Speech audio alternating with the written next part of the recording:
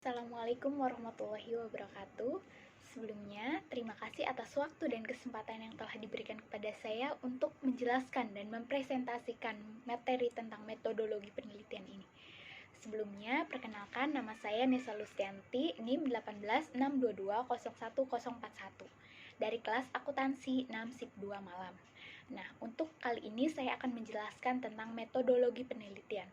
Metodologi penelitian itu adapun sistematika urutan penelitian, yaitu secara kuantitatif dan kualitatif. Kuantitatif itu salah satu bentuk penelitian yang spesifikasinya secara sistematis, terurut, terstruktur.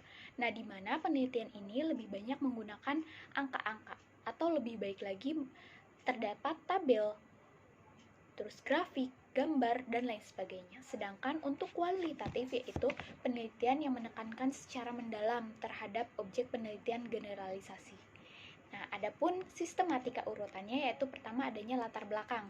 Latar belakang masalah di mana berisikan tentang uraian tentang masalah yang akan diteliti atau rumusan masalah yang akan diteliti, batasan masalahnya, tujuan serta manfaat dari penelitian itu sendiri. Kedua, adapun tinjauan pustaka, di mana tinjauan pustaka ini berisikan tentang teori atau rujukan terhadap argumentasi teoritik terhadap konsep-konsep dalam penelitian. Nah, mungkin hipotesis jika ada. Ketiga, adanya metode penelitian, yaitu pertama batasan konsep dan definisi variabel operasional, itu memberikan tolak ukur atau parameter suatu variabel penelitian yang diukur. Kedua, adanya validitas dan reliabilitas penelitian, yaitu apa sih validitas dan reliabilitas itu? Baik tidaknya suatu instrumen penelitian biasanya ditentukan oleh validitas dan reliabilitasnya. Nah, validitas instrumen itu apa sih? Biasanya validitas instrumen itu mempermasalahkan sejauh mana sih pengukuran tepat dalam mengukur apa yang hendak diukur dalam penelitian tersebut. Sedangkan untuk reliabilitas itu mempermasalahkan sejauh mana suatu pengukuran dapat dipercaya karena keajenannya. Ketiga, adanya teknik pengumpulan data.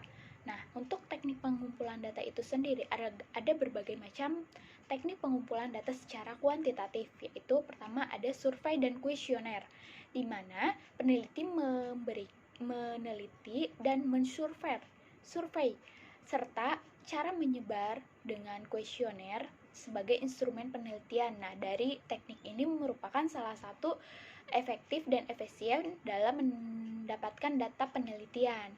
Nah, kedua adanya dataset statistik, yaitu biasanya dikumpulkan oleh pihak ketiga yang memiliki otoritas. Nah, peneliti tidak perlu menyebar kuesioner lagi, dan dia hanya mengakses dataset tersebut. Nah, ketiga adanya wawancara. Mungkin di penelitian ini seorang peneliti mewawancarai langsung, bertatap muka langsung dengan informa yang untuk mendapatkan informasi secara langsung, mungkin dengan memberikan pertanyaan-pertanyaan yang sudah disediakan peneliti. Nah, dengan data tersebut kita dapat mendapatkan data selengkap mungkin untuk informasi semuanya untuk kelengkapan penelitian kita itu. Nah, adanya observasi, di mana observasi ini melibatkan secara luas indera peneliti, seperti pendengaran, penglihatan, mungkin dapat menangkap fenomena yang terjadi di sekitar dan dapat dijadikan data kelengkapan penelitian.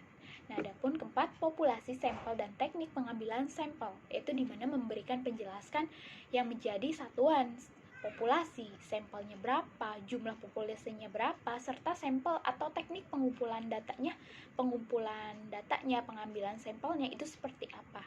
Kelima, adanya teknik analisis data, di mana memberikan penjelasan tentang analisis atau uji statistik yang digunakan. Nah, perlu diingat di sini bahwa penggunaan teknik ini harus konsisten dengan jenis data yang ada di penelitian itu sendiri. Next, untuk metodologi penelitian, sistematika usulan penelitian, skripsi secara kualitatif. Nah, sama seperti kuantitatif, yaitu pertama adanya latar belakang masalah, di mana berisikan tentang latar belakang masalah, uraian masalah, batasan masalah, tujuan, serta manfaat dari penelitian itu sendiri. Kedua, adanya tinjauan pustaka, di mana berisikan tentang teori atau rujukan yang memberikan argumentasi teoretik terhadap konsep-konsep penelitian, hipotesis jika ada. Ketiga, adanya metode penelitian, itu satu, batasan konsep dan definisi operasional variabel, di mana memberikan tolak ukur atau parameter suatu variabel penelitian diukur. Nah, kedua, teknik pengumpulan data. Nah, di mana teknik pengumpulan data secara kualitatif ini, yaitu pertama adanya teknik wawancara, di mana peneliti langsung memberikan pertanyaan-pertanyaan langsung kepada informan. Nah, dia dengan menyediakan pertanyaan-pertanyaan yang nantinya akan menjadikan kelengkapan data penelitian tersebut. Mungkin di sini bisa secara tatap muka langsung. Nah, kedua, observasi, di mana penelitian kualitatif ini melakukan observasi langsung. Nah, tentunya juga menggunakan indera penglihatan dan pendengaran. Nah, saat itu observasi berlangsung, mungkin informasi yang diperoleh akan seperti saat observasi tersebut itu ada tempat, waktu, pelakunya, serta peristiwa apa saja di dalam penelitian itu. Nah, ketiga adanya studi dokumen, di mana dokumen tersebut merupakan salah satu data untuk pelengkapan penelitian tersebut, di mana dokumen dapat berupa sebuah tertulis atau film ataupun gambar dan lain sebagainya.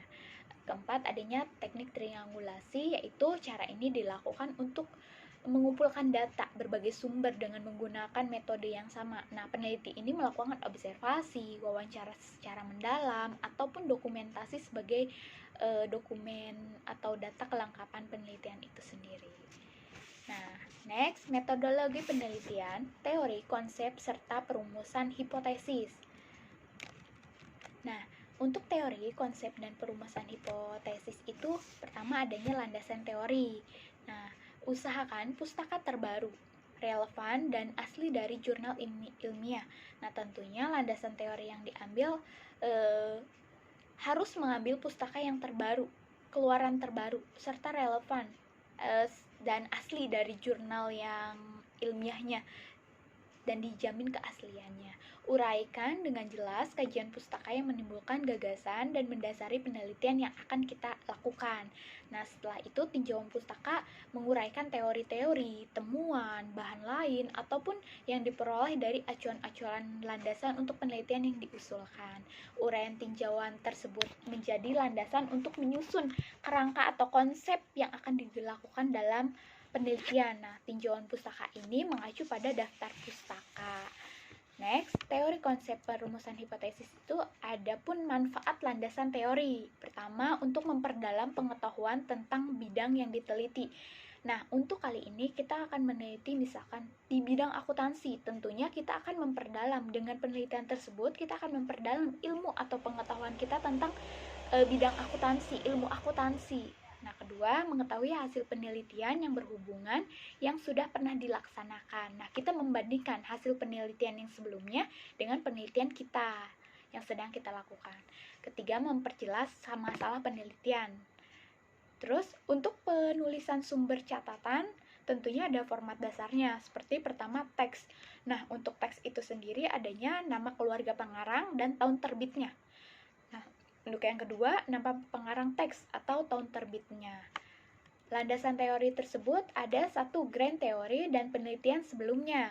Nah, untuk penulisannya contohnya seperti kepemimpinan adalah kegiatan mempengaruhi orang lain agar ikut serta dalam mencapai tujuan umum. Menurut Cons and O'Donnell 2008. Nah, di sini tertera nama keluarga lengkap dan tahun terbitnya. Adapun juga seperti Mayangsari 2002 menunjukkan bahwa kualitas audit dapat diproksikan dengan spesialisis industri auditor. Next, kerangka konsep. Nah, adanya paradigma penelitian merubah pola pikir yang menunjukkan hubungan antara variabel yang akan diteliti. Tentunya di dalam paradigma penelitian atau penilaian tentang penelitian itu adanya pola pikir antara hubungan variabel satu dengan variabel lain yang akan kita teliti di penelitian tersebut. Nah, adanya paradigma sederhana yang menunjukkan pengaruh adanya hubungan antara X dan Y ataupun sebaliknya antara Y dan X. Next, perumusan hipotesis. Apa sih itu hipotesis? Hipotesis dapat diartikan sebagai pernyataan statistik tentang parameter populasi, atau di dalam penelitian mungkin hipotesis dapat diartikan sebagai jawaban sementara atau dugaan sementara terhadap rumusan permasalahan dalam penelitian tersebut. Nah, jenis-jenis hipotesis itu ada dua, ada tanpa arah dan berarah. Nah, pertama, untuk tanpa arah. Apa sih hipotesis tanpa arah? Hipotesis tanpa arah adalah hipotesis yang diajukan dan dirumuskan oleh penelitian, tampak belum tegas bahwa variabelnya independen, berpengaruh kepada variabel dependen. Nah, contohnya mungkin kualitas audit mempengaruhi kualitas laporan keuangan. Nah, untuk hipotesis berarah itu hipotesis yang diajukan oleh peneliti di mana peneliti sudah merumuskan dengan tegas bahwa adanya keterkaitan atau hubungan antara variabel independen dan variabel dependen. Contohnya, kualitas audit berpengaruh positif terhadap kualitas laporan keuangan, atau kualitas audit berpengaruh negatif pada kualitas laporan keuangan. Next, hipotesis statistik. Itu di sini ada parameter populasi, reedukasi, dan statis atau ukuran sampel, di mana pada suatu hari seorang peneliti mungkin menguji penelitiannya, hasilnya atau tidak signifikan. Mungkin dengan itu adanya keterkaitan antara parameter populasi dengan statistik atau ukuran sampel yang membuat generalisasi atau menguji hipotesis statistik tersebut. Next, hipotesis statistik. Dalam statistik, dalam penelitian mungkin terdapat macam hipotesis banyak, ada hipotesis 0 dan ada alternatif. Nah, statistik di hipotesis 0 itu diartikan sebagai tidak adanya hubungan atau parameter dengan statistik, atau tidak ada perbedaan antara ukuran populasi dengan ukuran sampelnya. Nah, dengan demikian hipotesis yang diuji adalah hipotesis 0. Nah, karena memang peneliti tidak mengharapkan adanya perbedaan data populasi dengan sampelnya. Nah, untuk hipotesis alternatif ini adalah lawannya dari hipotesis 0, yang berbunyi adanya perbedaan atau data populasi dengan sampelnya. Next, penelitian. Untuk penelitian, hipotesis 0 menyatakan tidak ada. Nah, di sini hipotesis 0 jelas menyatakan bahwa tidak ada hubungan. Contohnya seperti tidak ada hubungan antara satu variabel dengan variabel lainnya. Kedua, tidak ada perbedaan antara satu variabel atau lebih pada populasi atau sampel yang berbeda. Dan ketiga, tidak adanya perbedaan antara yang diharapkan dengan kenyataan pada satu variabel atau lebih dan populasi sampel yang sama. Nah, untuk hipotesis alternatif itu sendiri menyatakan bahwa adanya perbedaan dengan hubungan. Nah, untuk next-nya, bentuk rumusan hipotesis. Itu pertama adanya hipotesis deskriptif, yaitu hipotesis dengan tentang nilai suatu variabel mandiri, tidak membuat perbandingan atau hubungan. Contohnya seperti seberapa tinggi daya tahan lampu merek X. Kedua, seberapa tinggi produktivitas padi di Kabupaten Klaten. Ketiga, berapa lama daya tahan lampu merek A dan B. Keempat, berapa baik gaya kepemimpinan di lembaga X. Atau mungkin dari ketiga permasalahan tersebut dapat dirumuskan hipotesisnya. Pertama, mungkin daya tahan lampu merek X 800 jam. Kedua, produktivitas padi di Kabupaten Klaten 8 ton per ha. Ketiga, daya tahan lampu merek A 450 jam, sedangkan merek B 800 jam atau 600 jam. Nah, ada keempat, gaya kepemimpinan di lembaga X telah mencapai 70% yang diharapkan. Next, statistik yang digunakan untuk menguji hipotesis deskriptif, itu ada jenis atau tingkatan datanya, tentunya nominal, ordinal, menurut interval atau rasio. Untuk teknik statistik yang digunakan untuk pengujian itu ada tes binominal, chi-kuadrat atau chi-square, Ada run test dan t-test. Nah, untuk nominal itu sendiri yaitu ada tes binominal. Apa sih tes binominal ini? Nah, uji binominal ini digunakan untuk menguji hipotesis bila dalam populasi tersebut terdiri atas dua kelompok atau lebih. Nah, datanya berbentuk nominal dan ukuran sampelnya kecil, biasanya kurang atau sama dengan 25. Nah, untuk tes binominal itu sendiri kedua yaitu C kuadrat atau C square, di mana salah satu uji komparatif non-parametris yang dilakukan pada dua variabel, di mana skala dan kedua variabel tersebut diuji C square dan merujuk bahwa harus digunakan uji pada derajat yang terendah. Nah, untuk ordinal itu ada run test, yaitu digunakan untuk menguji hipotesis atau satu sampel bila datanya berskala ordinal. Nah, pengamatan dilakukan biasanya menghitung jumlah runnya yang dijadikan suatu kejadian dalam suatu kejadian. Nah, kriterianya biasanya bila nilai run hasil observasi berada di antara harga terkecil. Nah, dan harga terbesar berapa, maka HO-nya dan HA-nya diterima atau ditolak. Nah, untuk t-test atau one sample, t-test one sample itu merupakan teknik analisis atau membandingkan suatu variabel bebas, di mana teknik ini digunakan untuk menguji nilai tertentu, di mana signifikan ataupun tidak dengan rata-rata sebuah sampel. Next, hipotesis komparatif. Hipotesis komparatif yaitu pernyataan yang menunjukkan dengan nilai dalam suatu variabel atau lebih pada sampel yang berbeda. Di mana contohnya rumusan masalahnya, adakah perbedaan kualitas audit KAP Big 4 dan non Big 4? Hipotesisnya bisa berupa, pertama, tidak terdapat perbedaan kualitas audit KAP Big 4 dan non Big 4. Kedua, kualitas audit KAP Big 4 lebih rendah dibandingkan KAP non Big 4. Nah, ketiga, kualitas KAP Big 4 lebih tinggi dibandingkan KAP non Big 4. Nah, di sini hipotesisnya juga ada dua macam ya. Di situ tidak terdapat, berarti itu termasuk hipotesis 0.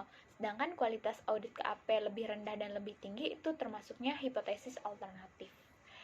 Nah, next, statistik yang digunakan untuk menguji hipotesis komparatif itu seperti di tabel tersebut adanya macam datanya, interval rasio, nominal, ordinal. Nah, ada dua sampel dan komparatif atau sampel korelasi dan independen. Nah, next, hipotesis hubungan atau asosiatif. Nah, hipotesis asosiatif itu apa sih? Suatu pernyataan yang menunjukkan dugaan tentang hubungan antara dua variabel atau lebih. Contohnya misalkan rumusan masalahnya, adakah hubungan antara gaya kepemimpinan dengan efektivitas kerja? Nah, rumusan atau hipotesisnya bisa berupa tidak ada hubungan gaya kepemimpinan dengan efektivitas kerja untuk hipotesis nolnya. Next, statistik yang digunakan untuk menguji hipotesis asosiatif. Itu ada macam atau tingkatan datanya dan teknik korelasi yang digunakan. Pertama, untuk nominal, itu koefisien kontingensi. Apa sih koefisien kontingensi itu? Nah, koefisien kontingensi itu yaitu uji korelasi antara dua variabel yang berskala data nominal. Biasanya fungsinya untuk mengetahui asosiasi atau relasi atau perangkat atribut. Nah, koefisien ini fungsinya sama dengan beberapa koefisien korelasi lainnya. Nah, uji korelasi yang spesifik ini biasanya untuk datanya berskala nominal. Nah, selain itu juga paling sering dan lazim digunakan dibandingkan uji koefisien korelasi data nominal lainnya. Nah, untuk ordinal yaitu Spearman rank dan Kendall tau. Nah, koefisien rank Spearman dan Kendall tau itu termasuk uji statistik non-parametrik. Kebalikannya dari koefisien kontingensi. Nah, digunakan untuk mengetahui hubungan antara dua variabel dengan secara ordinal. Nah, adapun ketiga, interval dan rasio, present product moment, korelasi ganda dan korelasi parsial. Present product moment itu apa sih? Nah, korelasi ini digunakan untuk data kontinu, di mana data tersebut diskrit. Korelasi ini cocok untuk digunakan statistik parametrik. Jadi ketika datanya berjumlah besar dan memiliki ukuran atau parameter seperti mean dan standar defisiat populasi, korelasi persen ini menghitung korelasi dengan menggunakan variasi data. Nah, keragaman tersebut dapat menunjukkan korelasinya. Nah, secara korelasi ini menghitung data apa adanya, tidak membuat ranking atas data yang diteliti, atas data yang digunakan di dalam persen product moment ini, di korelasi range prime ini. Nah, terus tingkat pertumbuhan ekonomi juga jelas. Nah, seperti data berat badan atau contoh data numerik lainnya, maka korelasi persen product moment ini cocok digunakan. Adapun korelasi ganda. Korelasi ganda itu bentuk korelasi yang digunakan untuk melihat adanya hubungan antara 3 atau lebih variabel dengan 2 variabel atau lebih, mungkin dari variabel independen dan satunya dependen, atau 2 independen dan satunya dependen. Nah, korelasi ganda ini biasanya berkaitan dengan interkorelasi variabel-variabel independen. Nah, sebagaimana korelasi mereka dengan variabel dependennya. Nah, korelasi ganda itu biasanya suatu nilai yang memberikan kenyataan seberapa kuat pengaruh terhadap hubungan dua variabel tersebut atau lebih secara bersama-sama dengan variabel lainnya. Nah, korelasi ganda ini biasanya korelasi yang terdiri dari 2 atau lebih variabel bebas dan 1 variabel terikat. Nah, untuk ketiga, korelasi parsial, yaitu korelasi di mana ini suatu metode yang digunakan pengukuran keeratan hubungan antara variabel satu dengan variabel lainnya, mungkin dengan variabel bebas dan variabel terikat. Dengan kontrol salah satu variabel tersebut melihat korelasi natural. Nah, antara variabel yang terkontrol dan tidak terkontrol. Nah, analisis korelasi parsial ini biasanya melibatkan dua variabel, di mana satu variabelnya dianggap berpengaruh atau dikendalikan atau dibuat tetap. Nah, next. Hipotesis kausal atau sebab akibat, di mana hipotesis kausal ini suatu pernyataan atau pertanyaan yang menunjukkan dugaan tentang pengaruh dua variabel atau lebih.